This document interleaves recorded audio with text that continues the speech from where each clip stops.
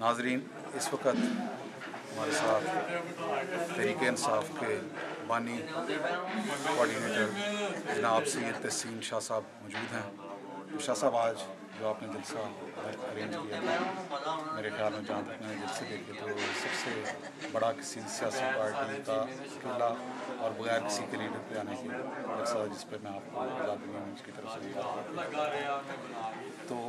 जलसे में भी आपने बातें की। तो आज़ाद दुनिया न्यूज़ के लिए आप क्या मैसेज देना चाहेंगे पाकिस्तानी कम्युनिटी के लिए, यूरोप में रहने वाले पाकिस्तानियों के लिए और पाकिस्तान के अंदर पाकिस्तान? बहुत बहुत शुक्रिया आज़ाद दुनिया के तमाम नाज़रीन को और तमाम पाकिस्तानी कम्युनिटी को और सबको ये क्रेडिट जाता है कि जो आज के जलसे की कार्रवाई थी वो बहुत कामयाबी से इख्तिताम पज़ीर हुई। आपने देखा कि कोई पाकिस्तान से बहुत बड़े लीडर नहीं आए, लेकिन यहाँ पर यूँ समझ लें कि जो बुनियादी वर्कर्स थे, जो नज़रियाती वर्कर्स थे, उनका एक किस्म का कन्वेंशन था, यूँ समझ लें आपस में मिल बैठने का एक बहाना था। और फिर दूसरी चीज़ तंजीम साजी का एक अमल भी किया, यानी कि तंजीम साजी इस तरह के रुकनीत साजी के साथ साथ तंजीम साजी की कुछ लोगों को जिम्मेदारियाँ दी गई और कुछ पार्टी के लिए मेंबर बनाए गए। लेकिन ये है कि पाकिस्तान के लिए पैगाम ये है लोगों के लिए कि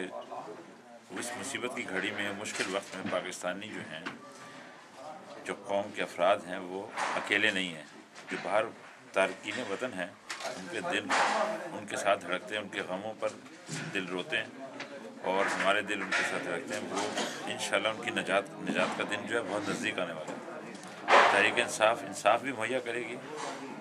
और इस्लामी फलाही ममलिकत की तरफ पेशकदमी भी होगी। शाह साहब, एक सवाल उठता है कि 30 अक्टूबर के लाहौर वाले जलसे से पहले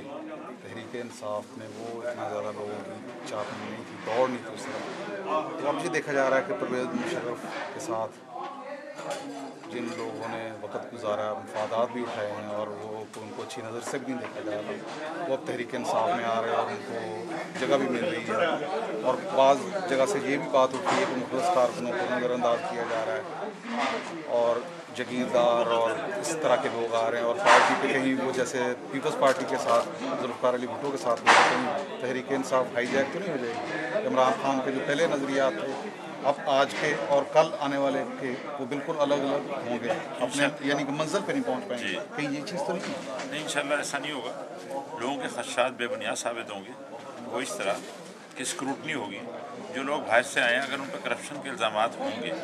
तो वो लोग कभी भी आप देखिएगा कि तहरीक इंसाफ उनको टिकट नहीं देगी या उनको पार्लियामेंट में नहीं लाएगी या अवामी नुमाइंदे के तौर पर कबूल नहीं करेगी। लेकिन दूसरी सूरत में जिन पर करप्शन के इल्ज़ामात नहीं हैं, एक आदमी गुनाह से तौबा कर लेता है, माफ़ी मांग लेता है, बुरे आदमी में उठना बैठना बंद कर देता है, अपना क़िबला दुरुस्त कर लेता है, तो फिर उसको कबूल करने में कौन सा इस्लाम रुकावट डालता है और कौन सा दुनिया का कानून रुकावट डालता है कि जो कल झूठ बोल रहा था वो आज सच नहीं बोल सकता आदमी? ये कैसे हो सकता है? जो कल गुनाह कर रहा है वो आज जो है वो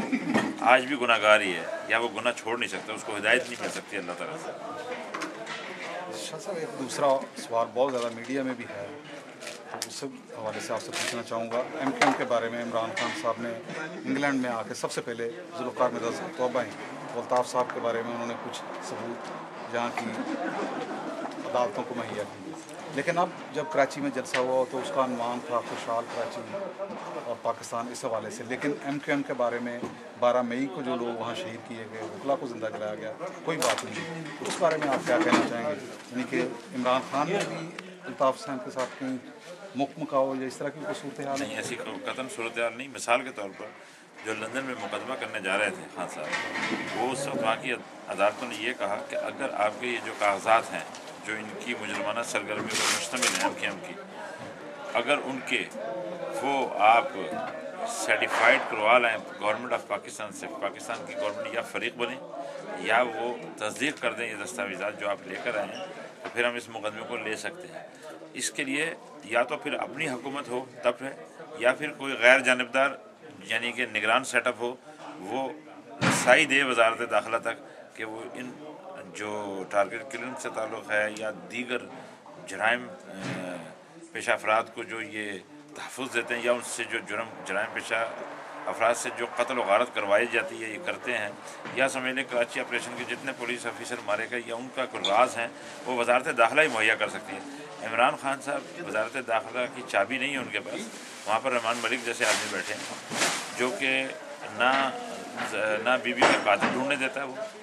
اور یہ اصل میں انٹرنیشنل اسٹیبلشمنٹ کا مورا ہے۔ اور یہ اس طرح یہ باتیں جو پھیلائی جاتی ہیں عمران خان کے تعلق سے کہ بھئی وہ ایم کیو ایم سے کوئی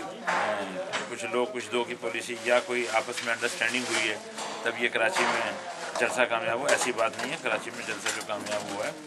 بہت سے لوگ وہاں کے حالات سے تنگ آ چکے ہیں، اور جب کوئی آدمی تنگ آتا ہے تو وہ نئے لیڈر کو جو ہے خوش آمدید کرتا ہے اور وہ نجات دہندہ سمجھتا ہے اس کو، اور وہ پھر دوسری پورے پاکستان کے اندر تمام صوبے میں یہ غلغلہ ہے، اور یہ لوگوں کے کان میں بات پڑ چکی ہے کہ اگر تھوڑی سی کوئی مہوم سی امید ہے تو عمران خان سے ہے،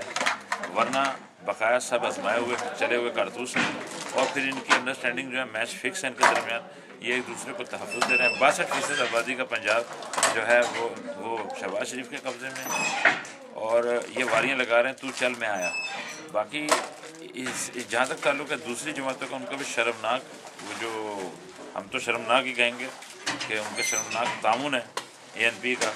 جو کہ ٹرانسپورٹ مافیا کے ساتھ مل کے اس نے ریلوے تباہ کی، صرف اس لیے۔ آپ کو شاید معلوم نہ ہو جب موٹر سائیکل پر ایک دن کی پابندی لگتی ہے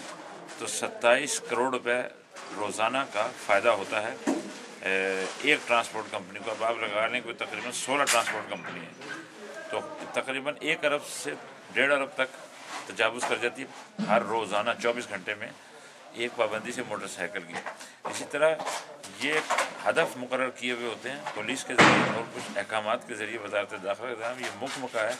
کہ کس دن موٹر سائیکل پر پابندی لگانی ہے، کس طرح ٹرانسپورٹ مافیا کے کہنے پہ ریلوے کو تباہ کرنا ہے، اور کس طرح انڈس ایئر لائن کو میدان میں لانے کے لیے، جو کہ بحریہ ٹاؤن کے ریاض ملک صاحب اور فریال تالپور کی پارٹنرشپ میں جو انڈس ایئر لائن بننی تھی، اس نے پی آئی اے کو ہڑپ کر کے اس نے کھڑا ہونا تھا، تو وہ راز کھل گیا، تو اس نے زرداری نے چودھری احمد مختار سے وہ لائسنس کینسل کروا دیا۔ اور اس طرح کی جو باتیں ہیں آپ خود دیکھیں، اب یہ باتیں تو نہیں بتاتے میڈیا میں، وہ چھوٹی چھوٹی باتیں بتاتے ہیں، دیکھیں جی پتہ نہیں کیا آپس میں انڈرسٹینڈنگ ہوئی، حالانکہ ایم کیو ایم سمجھتی ہے اس بات کو کہ اگر انہوں نے خود ہی فیصلہ کیا 2 قدم پیچھے ہٹنے کا، اور اس کا جلسہ ہماری تحریک انصاف کا اس لیے خراب نہیں کیا کہ ان کو معلوم ہے ہم بھی جلسے پنجاب میں کرتے ہیں، اور تحریک انصاف کے جو کارکن ہیں وہ بھی ایگریسو ہو سکتے ہیں ان کے ساتھ پنجاب کے اندر اور آزاد کشمیر کے اندر اور دیگر صوبوں میں، اس لیے انہوں نے احتیاط برتی اور اپنا وجود برقرار رکھنے کے لیے دوسرے صوبوں میں انہوں نے ان کے ساتھ جو ہے زیادتی نہیں کی تحریک انصاف کے ساتھ، یہ وجہ ہے جس کو انڈرسٹینڈنگ کا نام دیا جا رہا ہے۔ جی بہت مہربانی جناب، شکریہ شاہ صاحب۔ یہ تھے جناب سید تحسین شاہ صاحب، تحریک انصاف فرانس کے بانی، بہت بہت شکریہ۔ بہت بہت